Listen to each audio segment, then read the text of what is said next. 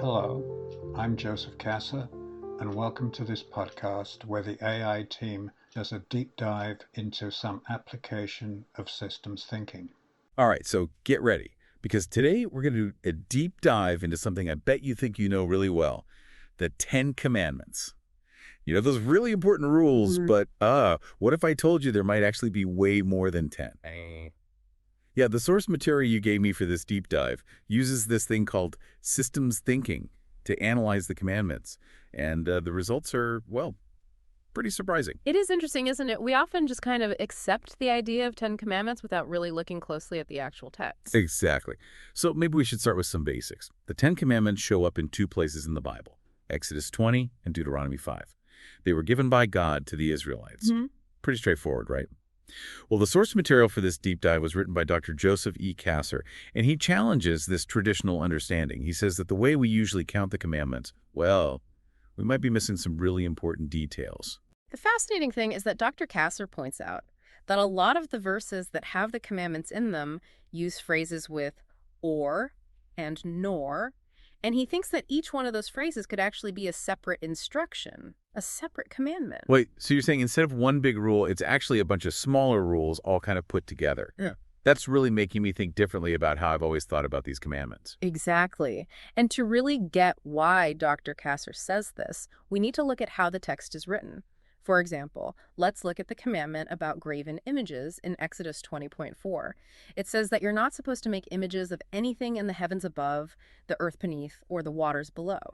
So if I'm following you, you're saying that one verse could actually have multiple commandments in it. Exactly. Dr. Kasser sees each part of creation that you're not allowed to make an image of as a separate instruction. So in this case, the verse about graven images actually has 4 different commandments. Okay, I'm starting to see how this adds up. So how many commandments does Dr. Kasser end up with when he uses this method? He ends up with a total of 24 commandments. That's pretty different from the usual 10, wouldn't you say? That's a huge difference. It's not just like a small change. It changes how we understand these really basic rules completely. But does everyone agree with Dr. Kasser's interpretation? That's a great question. While Dr. Kasser does have some really strong evidence, not all scholars agree with him. Some people say that he's overthinking it or taking the language too literally. So there's definitely room for debate. It's not like this is the only right answer, but it definitely makes you think. This is making me think about what all of this means. Does it mean that we've been understanding these commandments wrong this whole time? That's where things get really interesting. Dr. Kasser's analysis doesn't mean that the traditional way of understanding the 10 Commandments is wrong.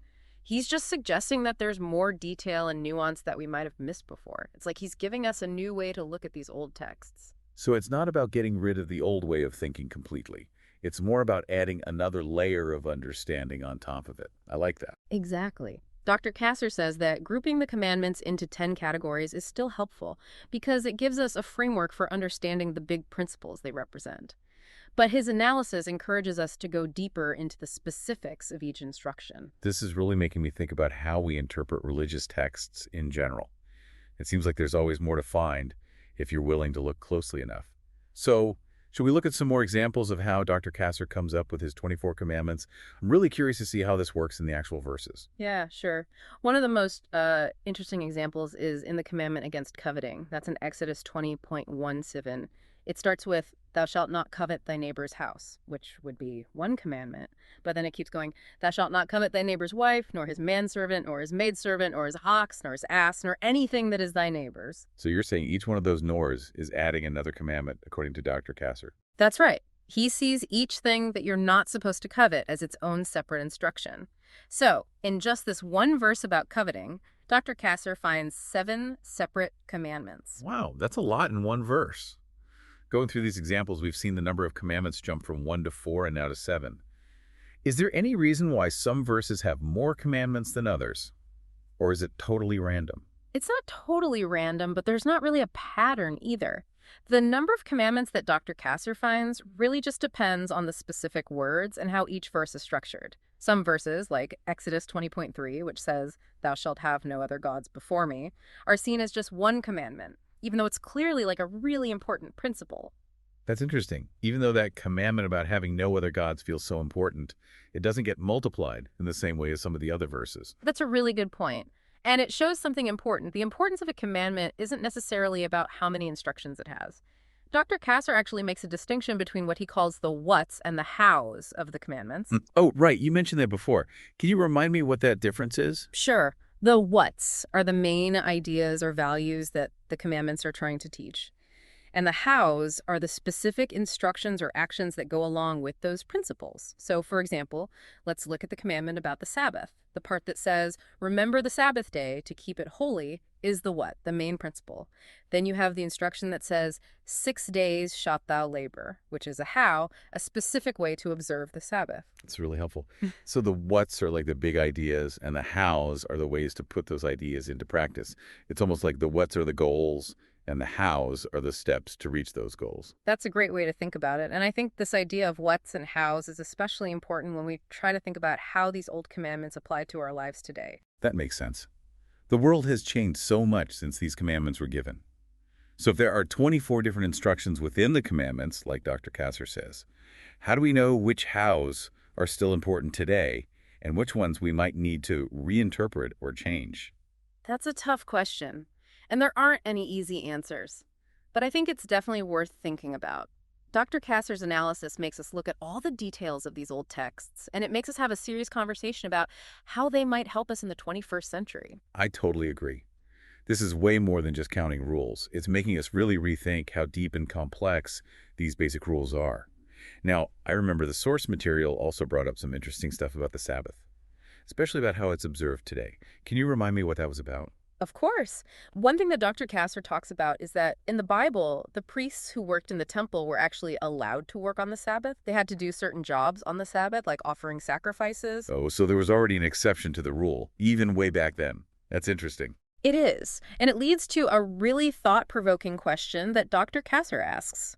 Could there be a similar exception for religious leaders today? Oh, I see what he's getting at. A lot of religious leaders today work on the Sabbath, like leading services, counseling people, and doing other stuff related to their faith. Exactly. And this brings up all sorts of complicated issues. If the Bible says that there can be good reasons to break the rule about working on the Sabbath, how do we understand that today?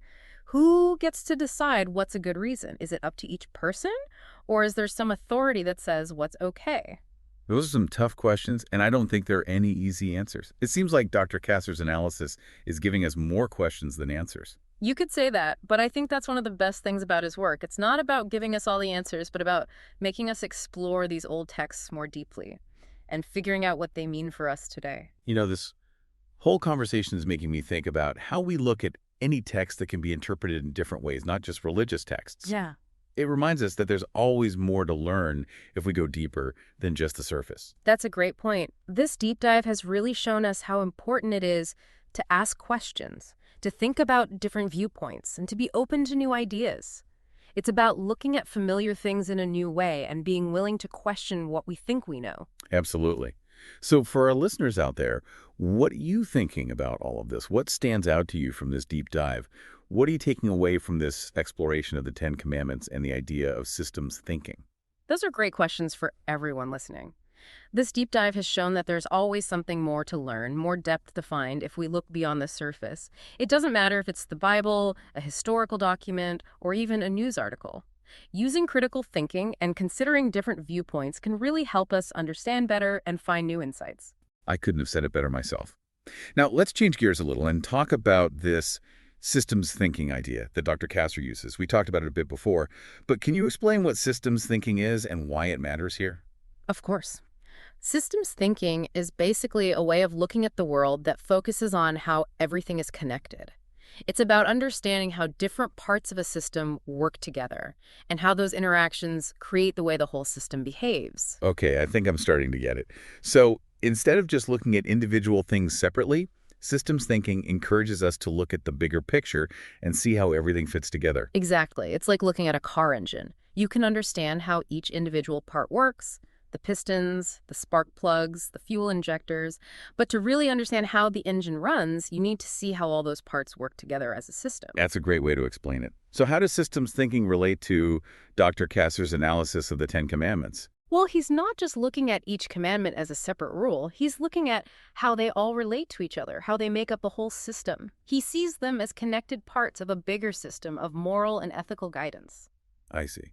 So it's not just about understanding the individual whats and hows of each commandment, but also about seeing how they all work together to make a complete picture. Exactly. And that's where the power of systems thinking really comes in. It helps us see patterns and connections that we might miss if we just focus on the individual parts. This is really interesting.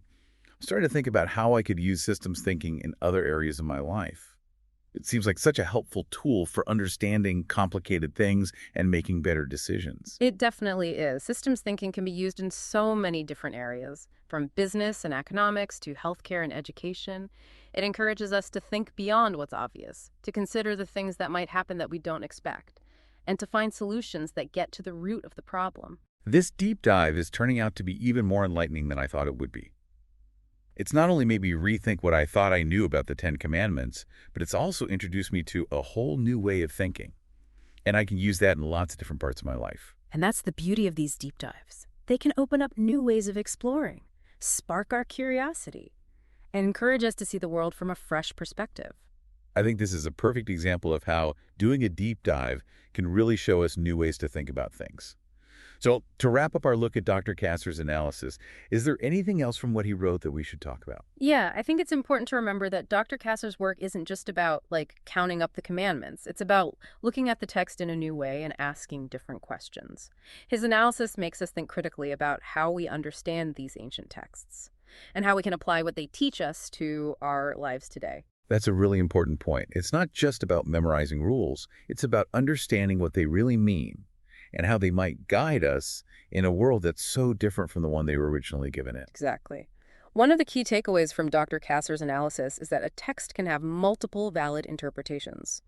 What matters is that we engage with the text thoughtfully, think about different viewpoints, and be willing to question our own assumptions.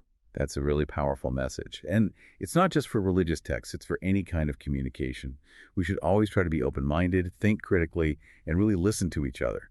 So, to everyone listening, what are your thoughts on all of this? What's sticking with you from this deep dive? What will you take away from exploring the Ten Commandments and this idea of systems thinking? Those are great questions for our listeners to think about. This deep dive has shown us that there's always more to learn and more depth to find if we just look a little deeper. Whether it's the Bible, a historical document, or even just a news article. Using critical thinking and considering different perspectives can really help us understand better and see things in a new light. I totally agree. This has been such a thought-provoking deep dive for me, and I hope it has been for you too. It reminds us that learning never stops, and there's always something new to discover if we're open to it. So keep exploring, keep asking questions, and keep on deep diving. I hope you enjoyed today's deep dive. If you'd like to discuss any of the questions or anything that you heard in the podcast, or would like the team to do a deep dive into a different topic, please join the LinkedIn group and let me know. I look forward to providing you with many more deep dives into the applications of systems thinking. Take care.